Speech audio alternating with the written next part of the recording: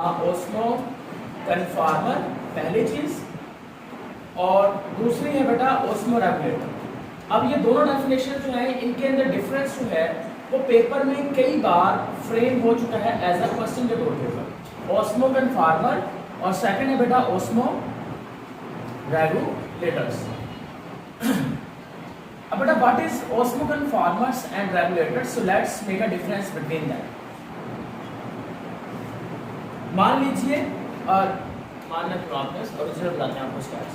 अगर हम बात करते हैं फ्रेश वाटर की, यहाँ पे लिखा, अगर हम बात करते हैं बेटा फ्रेश वाटर की, तो फ्रेश वाटर के अंदर जो साल्ट कंसंट्रेशन होती है वो बेटा रहती है 0.65%।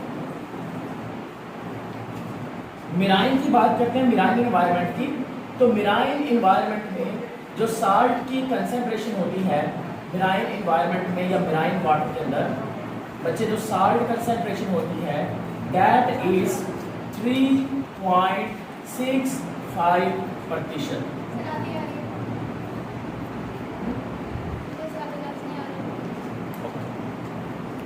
Thank you. हम ध्यान रखेंगे फ्रेम का, हमें पता नहीं था, ठीक है। ओके वेल, इधर देखिए हरिया परिया। सो फ्रेश वाटर एनवायरनमेंट में साल्ट कितने प्रतिशत है? 0.65%, और मिराइन में कितने फीसद है? 3.65%।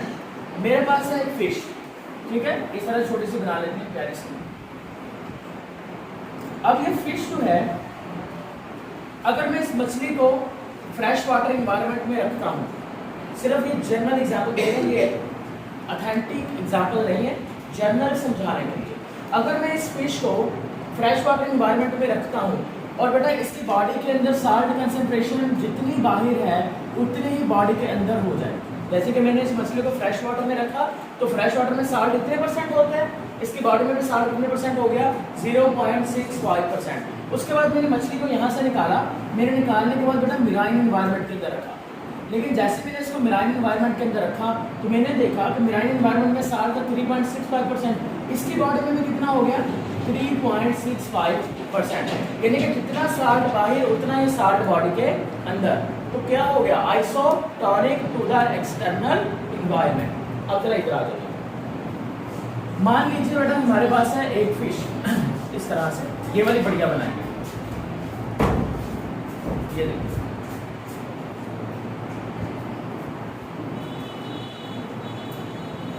तो लंबी होगी ज्यादा। अब देखिए, अब पहले देखिए मछली जो है फ्रेश वाटर में साल्ट कितने परसेंट है? 0.65%। मिराइन में साल्ट कितने परसेंट है? 3.65%। लेकिन ये जो मछली है ना, ये अपनी बॉडी के अंदर बेटा साल्ट मेंटेन करती है 1.65%। ये मछली अपनी बॉडी में साल्ट कितने परसेंट मेंटेन करती है? 1.65%। अब देखें, अगर मैं इस मछली को उठा के फ्रेश वाटर एनवायरनमेंट में प्लेस कर देता हूँ, तो बेशक मैंने इस मछली को फ्रेश वाटर एनवायरनमेंट में प्लेस कर दिया है, उसके बावजूद इसकी बॉडी में साल्ट कितने रहेंगे? 1.65%। अब इसी मछली को अगर मैं मेराइन एनवायरनमेंट में प्लेस कर देता हूँ जहाँ पे साल्ट ज़्यादा हैं, लेकिन फिर भी ये मछली अपनी बॉडी में साल्ट कितना मेंटेन करेगी? 1.65%। तो ऐसे जानदार जो अपनी बॉडी के अंदर साल्ट को मेंटेन रखते हैं, वाटर को मेंटेन रखते हैं, उसको आप क्या नाम देंगे? Osmo regulator. और जो बेटा मेंटेन नहीं करते उसको क्या नाम देंगे? Osmo conformer. यहाँ पे देखिए, यहाँ पर मैंने कहा कि जब मैंने उस मछली को फ्रेश वाटर में डाला तो बेटा उसने अपनी साल्ट की कंसंट्रेशन मेंटेन नहीं की, जितनी बाहर थी उतनी ही अंदर हो गई। यानी कि मान ले अगर मैं आपको किसी ठंडे इलाके में छोड़ आता हूँ जहाँ पर टेम्परेचर 1 डिग्री है, तो क्या हमारी बॉडी का भी 1 डिग्री हो जाएगा? नहीं, 37 ही रहेगा, है ना। तो बेटा लेकिन वो हीट में चला जाएगा, वो थर्मो रेगुलेशन में जाएगा। ये ओस्मो रेगुलेशन की बात हो रही है। तो ऐसे जानदार जो अपनी बॉडी के अंदर ओस्मो रेगुलेशन को मेंटेन करते हैं उनको क्या नाम देंगे? Osmo regulator. जो अपनी बॉडी के अंदर मेंटेन नहीं करते उसको क्या नाम देंगे? Osmo conformer. क्या नाम दिया जाएगा? Osmo conformer. इसकी मैं सिंपल एग्जांपल और देता हूँ। आप लोगों ने शायद सुना होगा या ऑब्जर्व जरूर किया होगा, जब लोग अब्रॉड से पाकिस्तान में आते हैं, बाहर के मुल्क से पाकिस्तान में आते हैं, तो उनको कहते हैं कि कौन सा पानी पिलाना चाहिए? नस्ले का पिलाओ, उसको ये वाला मत पिलाओ। क्यों? What is the logic behind it? ठीक है। जब वो बाहर रह रहा है तो हो सकता है कि उसकी वो जो पानी पी रहा है, जाहिर सी बात है पानी कौन सा पिएंगे, फ्रेश वाटर, हो सकता है उस फ्रेश वाटर में साल्ट जो है वो कम हो या ज़्यादा हो। उसकी बॉडी तो अभी उसी हिसाब से एडजस्ट हुई होगी, लेकिन जब वो पाकिस्तान में आएगा तो बेटा यहाँ पर साल्ट की कंसनट्रेशन पानी में क्या होगी, मुख्तलिफ होगी। तो अगर आप उसको डायरेक्टली ये पानी पिला देंगे तो बेटा उसको हैज़ा हो जाएगा, समझा कि डायरिया हो जाएगा। इसी तरह से अगर आप यजमान से लाहौर या कराची की तरफ जाते हैं, वहाँ पे भी आपको सेम सिचुएशन का सामना करना पड़ेगा। बहुत सारे लोगों के साथ होता है ये, जब वो सिटी बदलते हैं उनको लगता है कि पता नहीं हमने खुराक ऊपर नीचे खा ली है, इस वजह से हो गया। आपने सुना होगा, लेकिन वो खुराक के ऊपर नीचे ज़्यादा या कम खाने की वजह से नहीं होता, वो असल में पानी की कंपोजिशन और साल्ट की परसेंटेज को चेंज होने से होता है। बेशक हम क्या हैं, ऑस्मो रेगुलेटर के ऑस्मो कन्फार्मर, ऑस्मो रेगुलेटर कह रही है, ऑस्मो कन्फार्मर, ऑस्मो रेगुलेटर है। हम क्या हैं, ऑस्मो रेगुलेटर, समझिए बात। अगर हम ऑस्मो कन्फार्मर होते तो बढ़िया कुछ भी नहीं होना था हमें, फिर आप समुंदर का पानी बेशक पीते रहे, लेकिन आपको पता है ना कि समुंदर का पानी पियेंगे तो हमारी डेथ हो जाएगी, समझा के ना बात। उसका रीज़न यही होता है कि समुंदर के पानी में साल्ट्स बहुत ज़्यादा है। अब बेटा हम इससे आगे बात करें, देखिए अब हम इसकी डेफिनेशन की तरफ जाते हैं। डेफिनेशन नो डाउट आपको बुक के ऊपर भी मिल जाएगी, लेकिन यहाँ पे भी इसको एक बार लिख लेते हैं। ऑस्मो कन्फार्मर्स क्या लिखेंगे हम, animals which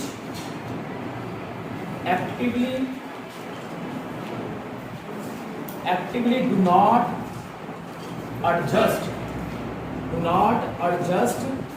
their internal osmotic state। बेटा यहाँ पर एक चीज याद रखेंगे बस, कि जब मैंने डेफिनेशन लिखी है तो सारे बच्चों को याद रहेगा कि हमने मेंटेन नहीं करना, एडजस्ट नहीं करना। लेकिन मेरे लफ्ज इंटरनल के साथ एक और लफ्ज लिखा है, वो क्या है, ऑस्मोटिक।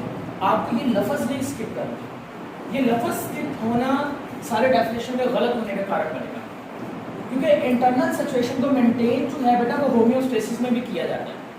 लेकिन जब हम ऑस्मो कन्फार्मर की बात करेंगे तो हम ऑस्मो रेगुलेशन की बात हो रही है, और ऑस्मो रेगुलेशन में ऑस्मोटिक की बात जरूर आएगी। सिर्फ ये लफ्ज स्किप नहीं होना चाहिए आपसे।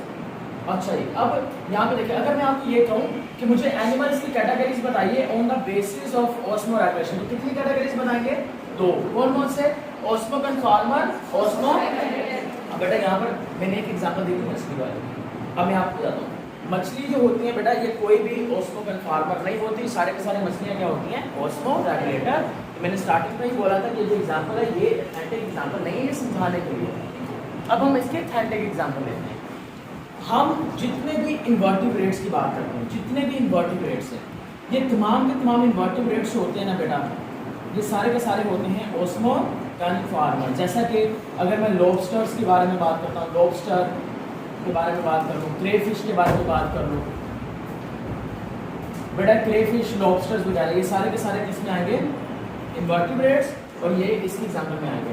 ऑस्मो रेगुलेटर, अच्छा मुझे कोई बच्चा बता सकता है एलिफेंट क्या होते हैं, एलिफेंट, ऑस्मो कन्फार्मर क्या, osmo regulator, elephant, osmo regulator क्या, ऑस्मो कन्फार्मर, ऑस्मो रेगुलेटर। तो इन्वर्टिब्रेट्स सारे के सारे ऑस्मो कन्फार्मर।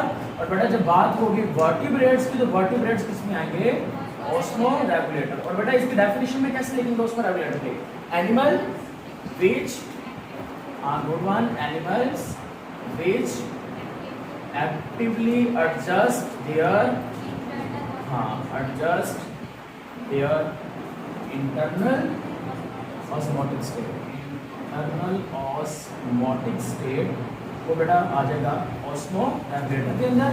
और एग्जांपल में वर्टिब्रेट्स, एग्जांपल में बेटा आप एलिफेंट लिखिए, एग्जांपल के अंदर आप ह्यूमन्स लिखिए, एग्जांपल्स के अंदर आप बर्ड्स वगैरह लिख दीजिए, सारे सारे जो है बेटा ये इसी एग्जांपल में आ जाएंगे। एग्जांपल जो है वो एमसीक्यूज में पूछा जाएगा, डेफिनेशन में समटाइम लिख के एमसीक्यूज में पूछी जा सकती है। अब ये हो गया एज अ शॉर्ट। अगर ये एज अ लॉन्ग आता है फिर हमें इसमें मज़ीद क्या लिखना है, सुनिए बोर्ड। अब देखिए आपने खुद बताना है, सिर्फ दिमाग एक्टिव कर दो। ये फ्रेश वाटर में साल्ट कितने % बताया गया था, 1%। अब एक बात बताइए मुझे, इसको अपनी बॉडी में 1.65% रखते हैं साल्ट। जब ये फ्रेश वाटर के अंदर है, अब बाहर साल्ट क्या हैं, कम, बाहर साल्ट क्या हैं, अंदर साल्ट क्या हैं। तो हमने पढ़ा था कि वाटर कहाँ से कहाँ मूव करता है, लो से तो पानी बाहर साल्ट लो है, देखिए सुनिए गौर से, बाहर साल्ट का कंसंट्रेशन लो है, इसका मतलब बाहर सॉल्यूट क्या है, कम, अंदर सॉल्यूट क्या है। तो ऑस्मोसिस कहती है movement of water from low solute concentration area towards high solute concentration area. तो फ्रेश वाटर में जब ये मौजूद है तो पानी कंटिन्यूसली इसकी बॉडी के अंदर जाता जाएगा। अब बेटा मुझे एक दूसरी बात बताइए, फ्रेश वाटर में इसको किस चीज़ को स्टोर करना चाहिए, पानी को कि साल्ट्स को? साल्ट्स को, क्योंकि पानी तो ऑलरेडी ज़्यादा है। तो बेटा पानी जो इसकी बॉडी में आता जाएगा, अब ये क्या करेगी, ये उस पानी को बॉडी से बाहर निकालेगी यूराइन के जरिए से। अब मुझे ये बताएं कि ये यूराइन बनाएगी कौन सा, डाइल्यूट के कंसंट्रेटेड, डाइल्यूट बनाएगी। कौन सा यूराइन बनेगा, डाइल्यूट। अब इसको समझिए डाइल्यूट यूराइन क्यों बनाएगी बेटा, ये डाइल्यूट यूराइन इसलिए बनाएगी क्योंकि इस यूराइन के अंदर साल्ट, देखो ना साल्ट तो उसको स्टोर करने हैं, तो क्या होगा, जितना भी पानी उसकी बॉडी में आया होगा वो तमाम पानी को निकालेगी, लेकिन साल्ट कम से कम रिलीज करेगी। तो एक ऐसा यूराइन जिसमें पानी ज़्यादा होता है उसको क्या नाम दिया जाएगा, डाइल्यूट यूराइन, या दूसरे अल्फाज में उसको क्या नाम देंगे, हाइपोटोनिक यूराइन। क्या नाम दिया जाएगा, हाइपोटोनिक यूराइन। अब ये अपनी बॉडी में देखो, अब जब यूराइन रिलीज करेगी कुछ ना कुछ अमाउंट साल्ट तक गिर भी जाएगा, तो ये साल्ट की कमी को पूरा कैसे करेगी, साल्ट की कमी को पूरा करेगी बेटा, ये साल्टी फूड खाएगी। क्या खाएगी, साल्टी फूड। पानी को पिएगी, पानी इसलिए पिएगी ताकि पानी के अंदर जितने भी साल्ट हैं उनको बॉडी में स्टोर किया जाए और पानी को बाहर रिलीज कर दिया जाए यूराइन के जरिए। Is it clear?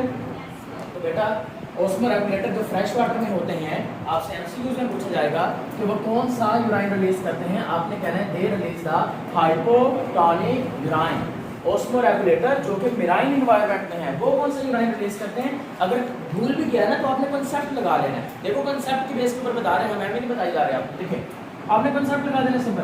आपने कहना कि सर ने बताया था जी, या आपने कहना कि मैं इसको खुद ही मिस हूँ तो मैं सोच लेती हूँ। अब देखो मेराइन इन्वायरमेंट है, मेराइन इन्वायरमेंट में साल्ट कितने हैं, 3.65। अब उसकी बॉडी में कितने हैं, 1.65%। कहाँ पर साल्ट ज़्यादा हैं, बाहर। साल्ट ज़्यादा होने का मतलब क्या चीज़ ज़्यादा है, सॉल्यूट। तो सॉल्यूट का बाहर क्या है, ज़्यादा, अंदर सॉल्यूट क्या है, कम।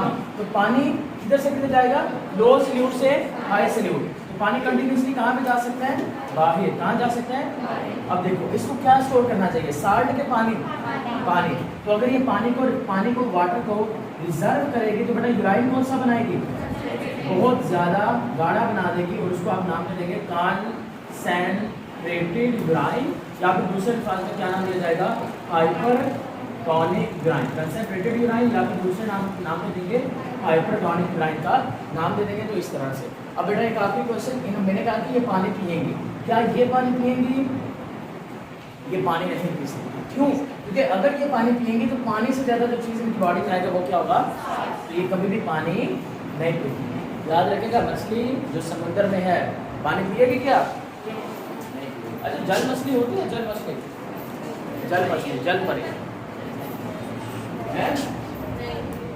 सोचिए जरा, नहीं होती, क्यों,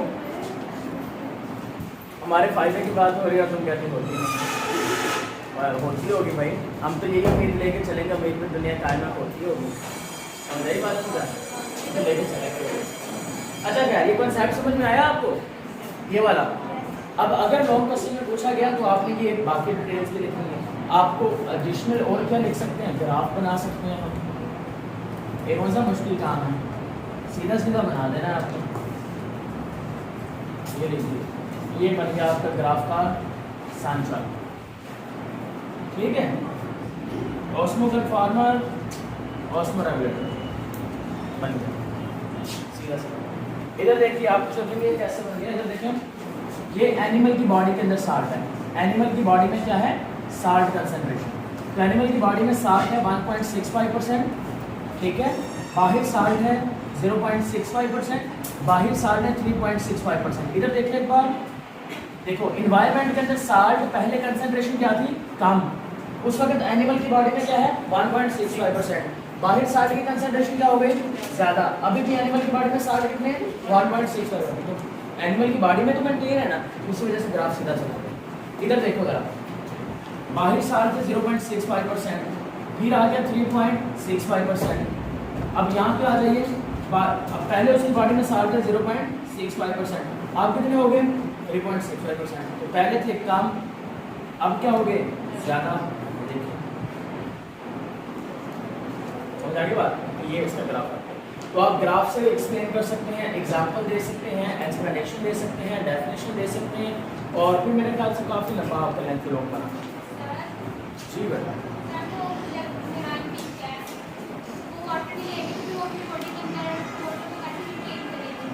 बेटा इस चीज़ के बारे में बात करें, देखिए मैंने आपको ये कहा कि वो वाटर नहीं ले रही है। अब आपका क्वेश्चन ये होना चाहिए कि सर अगर वो पानी नहीं पी रही तो फिर पानी जो उसके बॉडी में है वो कहाँ से आ रहा है? ये पानी कहाँ से आ रहा है? कहाँ से आ रहा है? स्वेटिंग नहीं होना। कहाँ से आ रहा है? मेटाबॉलिज्म। कहाँ से आ रहा है?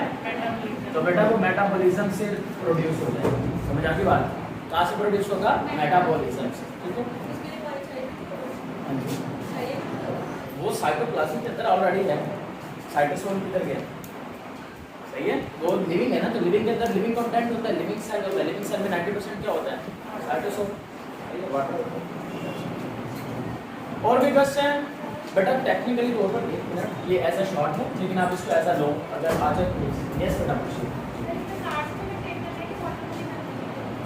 किसमें ऑस्मोरेगुलेटर दोनों चीज़ें मेंटेन करेंगे। अब देखो ना, ऑस्मोरेगुलेटर की एक मछली है, ये फ्रेश वाटर में है, तो फ्रेश वाटर में किस चीज़ की कमी है? पानी की, साल्ट की। तो क्या मेंटेन करेगी? जब ये मेराइन में आएगी तो किस चीज़ की कमी है? तो किस चीज़ को मेंटेन करेगी? दोनों को मेंटेन करेगी। तो ऑस्मोरेगुलेशन में दोनों